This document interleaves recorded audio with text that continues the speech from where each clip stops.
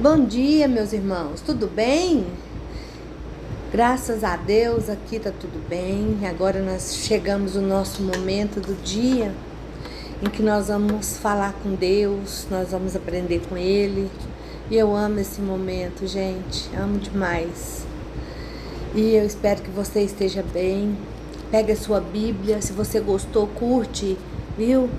Curte, manda para os outros, manda esse link para outras pessoas assistir. Vamos espalhar a palavra de Deus, né? Então, ontem nós lemos Romanos 4, né? A fé de Abraão, né? E hoje nós vamos estudar esse capítulo. Você pega a sua Bíblia e a hora que eu falar os versículos que eu tô lendo, você lê para você prestar atenção, para você aprender, tá certo? E primeiro nós vamos orar, amém? Vamos chamar o Senhor, né? Para participar do nosso estudo aqui, amém? Senhor Deus e Pai, no nome de Jesus, mais um dia, Senhor, mais um momento que nós tiramos para estar na Tua presença. Ô Papai do céu, muito obrigado, Senhor, por o Senhor nos conceder esse momento tão maravilhoso. Senhor, muito obrigado, Senhor, pelo ar que nós respiramos, pela casa que nós moramos, pelos nossos sonhos. Oh Deus, pelas nossas famílias, pelos nossos filhos, pelas pessoas que nós amamos, pela nossa igreja, pelos nossos irmãos. Muito obrigada, Senhor, pela vida de cada pessoa que está assistindo esse vídeo, Senhor. Senhor, alcança vidas através desse vídeo. Senhor, perdoa meus pecados, as minhas faltas cometidas diante de Ti. Senhor, tudo que eu tenho feito, Senhor, pensado, agido, que tem entristecido o Teu Espírito Santo, eu quero agora me reconciliar contigo, Papai. Me perdoa, Senhor. Em nome de Jesus. Senhor, quero agradecer o Senhor, porque a Sofia está em casa, Senhor. Mas a obra que o Senhor começou, o Senhor é poderoso para terminar, Senhor. E nós cremos no milagre. Nós cremos em Ti, Papai do céu. Senhor, continua cuidando da Sofia, cuidando da Débora, do Luan, da Alana, de toda a família, Senhor. Em nome de Jesus, Senhor. Também, Senhor, quero orar pela vida da Aparecida, que é a cunhada da Melinda, que a pastora Rosa me pediu ontem, que está enferma, está com erisipela na perna, está internada, está muito ruim. Quero orar, Senhor, apresentar nas Tuas mãos a irmã Sandra, Senhor. Senhor, restaura a saúde da Tua filha, Senhor. Eu oro pela vida da irmã Denise, do Reginaldo, Senhor, da Bernadette, Senhor. Em nome de Jesus, toma essas pessoas nas Tuas mãos, pela vida do meu sogro, da minha sogra, Senhor. Toma na palma das Tuas mãos, Senhor, em nome de Jesus, Senhor. E agora, Papai do céu, nós vamos estudar Romanos, nós vamos conhecer mais a fé de Abraão. Nós vamos falar sobre a fé de Abraão. Venha nos instruir, nos dar sabedoria, nos dar entendimento. Vem dar para nós essa fé que o Senhor deu para Abraão, Senhor. Porque se nós tivermos essa fé no nosso coração, nós vamos Te servir, Senhor, da melhor maneira do mundo, Senhor. Muito obrigado, Papai. Se faz presente aqui agora, Pai, Filho e Espírito Santo. Venha nos ensinar, em nome de Jesus. Amém e amém. Glória a Deus. Então vamos dar início, né? Então ontem lá em Romanos, hoje eu tô com um óculos diferente, gente, porque meu óculos estava me machucando, meu esposo vai levar ele para consertar e talvez eu vou dar umas escorregadas piores que eu já estou dando, né? Porque o óculos me machucando, aí eu punha ele mais alto e não conseguia, né? Mas agora nós vamos estudar aqui juntos, amém? Vamos embora. A gente leu lá no versículo 1, né? Que qual é, logo, a vantagem do judeu? Ou qual a utilidade da circuncisão, né? Então, Paulo está falando aqui que todos, lá no capítulo 3, né? O Romanos lá 3... Não, a Bíblia passou aqui, desculpa, gente, é 4. Vamos falar aqui, desculpa. Aqui no versículo, nós vamos estudar primeiro o versículo 1 ao 3. Então, Os judeus, eles tinham muito orgulho de ser descendente de Abraão, certo? Paulo usa Abraão aqui, já que eles tinham tanto orgulho de ser descendente de Abraão, ele usa ele como exemplo de alguém que foi salvo pela fé. E ele não era circuncidado quando ele creu no Senhor, certo? Porque depois o Senhor fez uma aliança com Abraão. Mas Abraão já tinha crido no Senhor, né? Então, ao enfatizar a fé, Paulo não está dizendo que a lei de Deus não era importante. Não é isso não. Ele está falando como é que o Senhor age nas nossas vidas, né? Mas é impossível que uma pessoa seja salva apenas obedecendo à lei. Porque sem fé é impossível agradar a Deus. A gente, é tipo assim, você trabalha num lugar, você segue aquelas regras. Você segue todas aquelas regras. Mas se você não tiver amor, o seu trabalho não vai ser o suficiente. Vocês estão entendendo? E até a gente não é mais feliz quando a gente está fazendo alguma coisa que a gente não gosta, né? Então, lá no versículo 5, quando ele fala, mas aquele que não pratica, porém, crê naquele que justifica o ímpio, e sua fé lhe é imputada como justiça. O que significa isso? Então, vamos ver o que significa isso.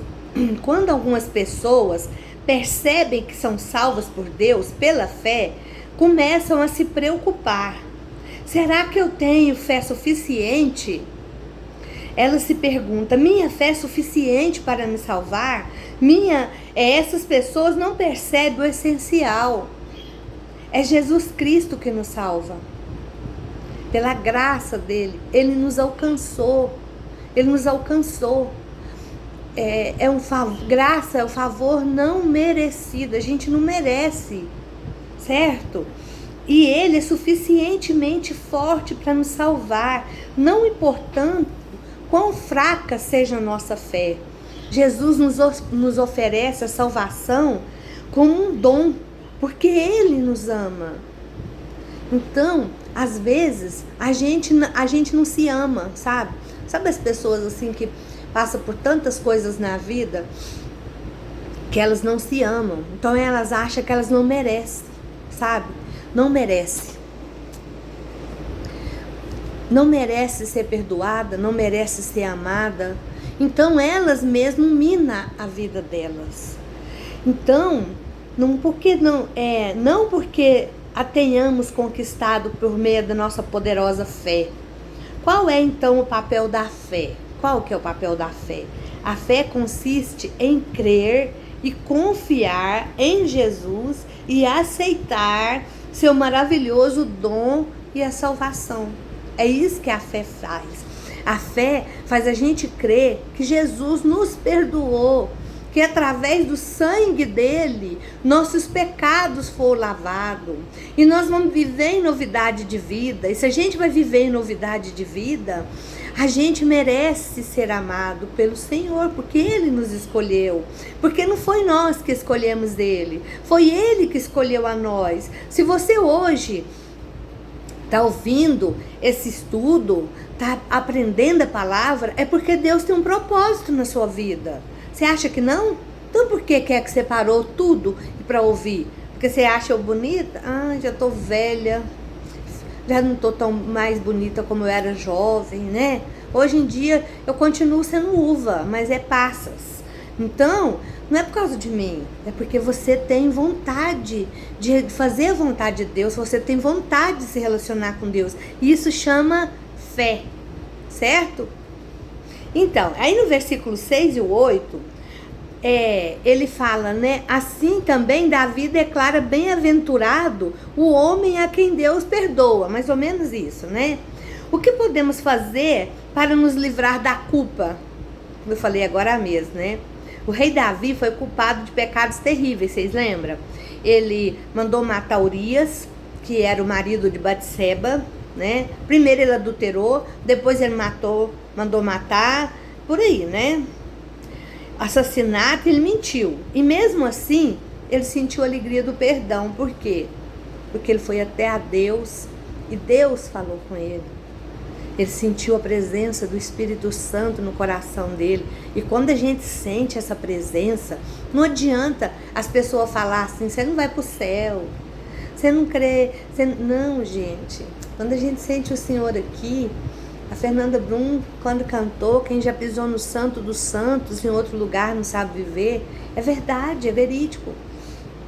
Depois que a gente conhece o Senhor, que a gente tem um relacionamento com Ele, que a gente tem uma experiência com Deus, a gente não quer outra coisa para a nossa vida. Pecado não. Então, nós também podemos ter essa alegria quando a gente deixa de negar a nossa culpa e reconhece que pecamos. É a primeira coisa que a gente tem que fazer. A gente tem que falar, eu pequei. Estava errado o que eu fiz. Me perdoa, Senhor. Como que o Senhor vai perdoar a gente se a gente acha que a gente não peca, não pecou, não errou, é muito santo? Não tem pecado para perdoar? Mas nós temos. E a gente tem que reconhecer isso, certo? Segunda coisa é quando a gente admite a nossa culpa perante Deus e lhe pedimos o perdão. Terceira coisa, a gente deixa de lado a nossa culpa e cremos que Deus nos perdoou. E aí nós também temos que nos perdoar. Por quê? Aconteceu, não tem como a gente voltar no passado. O passado não tem como a gente mudar, mas a gente pode mudar o amanhã com as nossas escolhas. A gente pode escolher viver uma vida nova, viver uma vida diferente, produzir, ser cheio do Senhor, fazer a obra dele, ser abençoado por ele, certo? Então, isso às vezes pode ser difícil quando um pecado já enraizou nas nossas vidas há muitos anos. Então, é um processo difícil, mas o que a gente pode fazer? Quando é muito grave ou envolve outras pessoas, mas devemos nos lembrar que Jesus está disposto e pode perdoar cada pecado. A gente pode começar devagarzinho. Lembra da água suja? Debaixo da torneira? Que a gente vai pôr na água limpa e a suja vai saindo? Vai ouvindo a palavra de Deus. Vai orando, vai jejuando, vai buscando o Senhor. Procura ficar perto de pessoas que buscam a Deus, que fazem a vontade de Deus. Lá em 1 Coríntios 15:33 está escrito assim, ó: não vos enganeis, as más companhias corrompem os bons costumes. Então, não adianta você falar assim, não, eu vou andar com essa pessoa, mas isso aí, eu não vou fazer aquilo que ele faz. Faz sim, viu, gente? Faz sem ver. Então, a gente tem que buscar, e tendo em vista o altíssimo preço que Jesus pagou na cruz, é arrogância pensar que algum pecado é grande demais para Jesus perdoar. O Senhor pode tudo, Ele pode todas as coisas, Ele venceu a morte. Você está vivo? Tem esperança para você, amém? Ainda tem esperança para a árvore. Jó falou isso, ele escreveu lá, que mesmo que mata ela, mas se a raiz dela ficar lá no chão, ao cheiro das águas, aleluia, ela brota e cresce novamente. Então tem esperança para mim, tem esperança para você, se nós crermos no Senhor. Embora a nossa fé seja fraca, a nossa consciência seja sensível e a nossa memória nos atormente, sabe? A palavra de Deus declara que os pecados confessados são pecados perdoados. Lá em 1 João 1:9, lá nas cartas, não é no Evangelho não, é nas cartas, primeira carta de João que ele escreveu, capítulo 1, versículo 9. Então, crê somente, amém? E lá no versículo 10 até o 12, né, fala da circuncisão, que era um sinal para os outros e um selo pessoal, ou certificação para os judeus de que eles creram, diz que eles eram um povo especial de Deus. Então a circuncisão de todos os meninos judeus separava o povo de Deus das nações que adoravam outros deuses. Deus deu a bênção e a ordem para essa cerimônia a Abraão, lá em Gênesis 17, do 9 ao 14. O que Paulo está dizendo aqui é que o ritual da circuncisão não conquistou para Abraão sua aceitação por parte de Deus. Ele já cria em Deus e Deus já sabia que ele obedecia a ele. Tá entendendo? Então, Abraão obteve a benevolência de Deus pela fé antes da circuncisão, lá em Gênesis 12, do 1 ao 3. Então, quando ele tinha 75 anos de idade, a cerimônia de circuncisão foi introduzida quando ele tinha 99. Já pensou quantos anos passou? E o Senhor estava guiando Abraão pelo deserto? Vocês estão entendendo? Então, as cerimônias e os rituais servem como lembretes da nossa fé, certo? Bem como instruem crentes novos ou jovens, não devemos pensar que esses rituais não confiam nenhum mérito especial perante Deus. Esses são sinais eternos e selos que demonstram a fé e a confiança no interior. Tipo assim, o batismo nas águas é para purificação, certo? A Santa Ceia é cerimônia de Santa Ceia, cerimônia de batismo. Mas a gente precisa crer para a gente fazer isso, para passar pelas águas. Crer que o Senhor Jesus é o único salvador da nossa vida. E as águas simbolizam o sangue dele. Então, é um ritual? É. Mas você precisa crer nele primeiro, para depois você passar, certo? O foco da nossa fé deve estar em Cristo. E na sua obra de salvação. E não nos nossos próprios atos. O que o Senhor Jesus falou? Ide a todo mundo e para pregar o evangelho. E todo aquele que crer, primeiro tem que crer, e for batizado, será salvo. Então a gente precisa crer primeiro, certo? E lá no versículo 16, né? Portanto, é pela fé para que seja segundo a graça. Então vamos falar sobre isso. Paulo explica que Abraão agradou a Deus apenas pela fé, porque nunca havia ouvido falar dos rituais que se tornariam tão importantes para o povo judeu.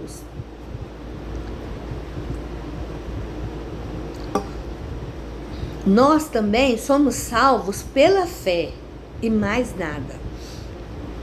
Não é amando a Deus e fazendo o bem que somos salvos. Nem é pela fé somada ao amor ou pela fé somada a boas obras. Somos salvos exclusivamente pela fé em Cristo, confiando que Ele perdoará todos os nossos pecados, certo? Depois a gente vai ver isso novamente. E lá no Romano, lá em versículo 17, a promessa ou concerto que Deus fez a Abraão, dizia que Abraão seria o pai de muitas nações e que o mundo inteiro seria abençoado por intermédio dele. Essa promessa foi cumprida em Jesus Cristo. Jesus pertencia à linhagem da família de Abraão, e o mundo inteiro foi verdadeiramente abençoado por intermédio dele, certo?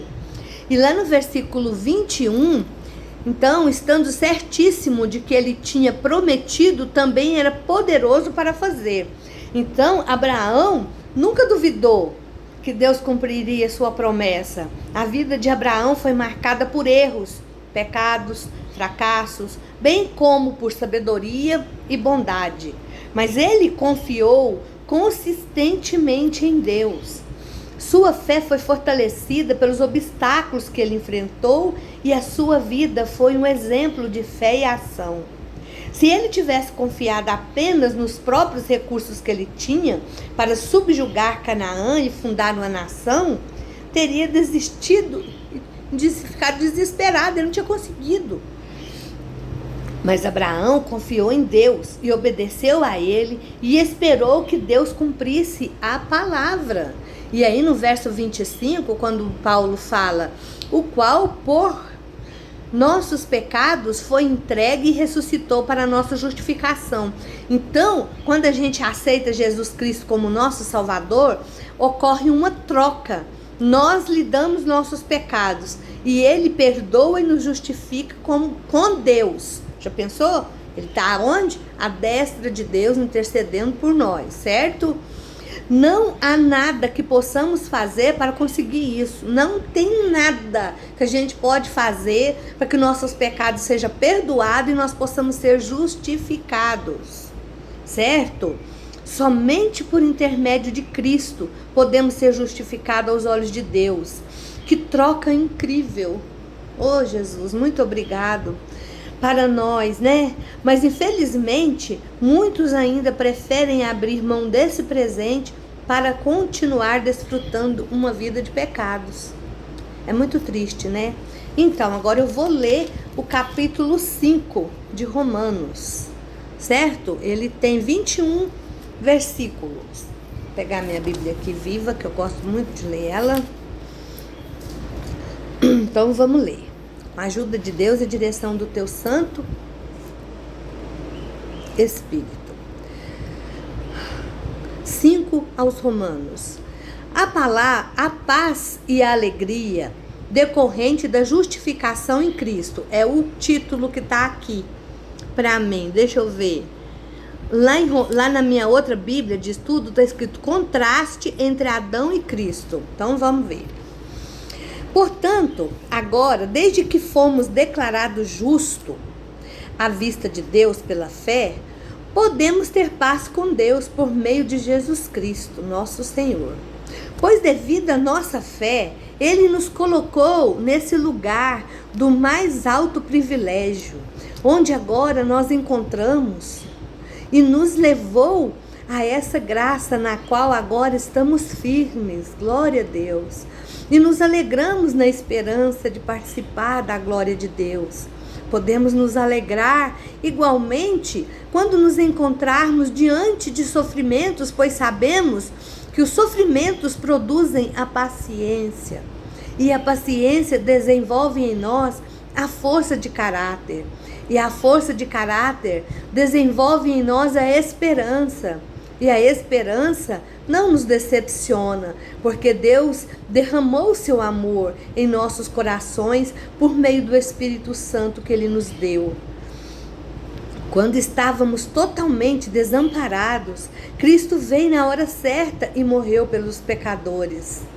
Mesmo que fôssemos justos, realmente não esperaríamos que alguém morresse por nós. Embora alguém tivesse coragem de morrer por uma pessoa boa, Deus, no entanto, mostrou seu grande amor por nós enviando Cristo para morrer por nós enquanto ainda éramos pecadores. E já que por seu sangue Ele justificou a nós pecadores, quanto mais Ele nos fará por nós, agora que nos declarou sem culpa. Agora Ele nos salvará de toda a ira divina que está por vir. E se quando ainda éramos inimigos de Deus, fomos reconciliados com Deus pela morte de seu Filho, quanto mais agora, tendo sido reconciliado, seremos salvos pela vida de Cristo. Oh, aleluia! Agora o Senhor está na nossa vida, aleluia! E a nossa vida passa a ser muito diferente.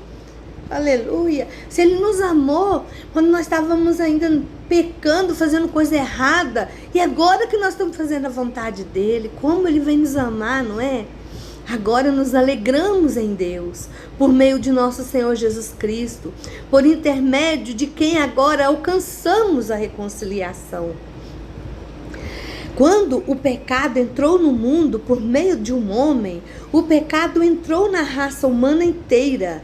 E o pecado dele trouxe consigo morte a todos os homens, porque todos pecaram. Assim o pecado já existia no mundo antes mesmo do advento da lei, mas não podia ser levado em conta, uma vez que a lei não fora dada. Quando Adão e Eva pecou, já tinha o pecado. O pecado foi lastrado no mundo, mas ainda não tinha lei, então ficava aquela coisa, né? Todavia, a morte reinou desde o tempo de Abraão, a morte espiritual, quando eles comeram, quando eles desobedeceram e comeram o fruto da árvore da vida, eles morreram espiritualmente. Então, eles não tinham muito assim mais, eles tinham tanto... Como que é a palavra que eu vou falar para vocês? Malícia, porque quando a pessoa não estava em pecado, antes deles comer, eles andavam nu. Eles não tinham consciência de que aquilo estava errado. Para eles era normal. E logo que eles comeram o fruto, eles já começaram a ver que estava errado, que não podia, né? Aí o pecado entrou, certo? Todavia, a morte reinou desde o tempo de Adão até o tempo de Moisés, mesmo sobre aqueles que não pecaram, como Adão, quando ele desobedeceu a ordem de Deus.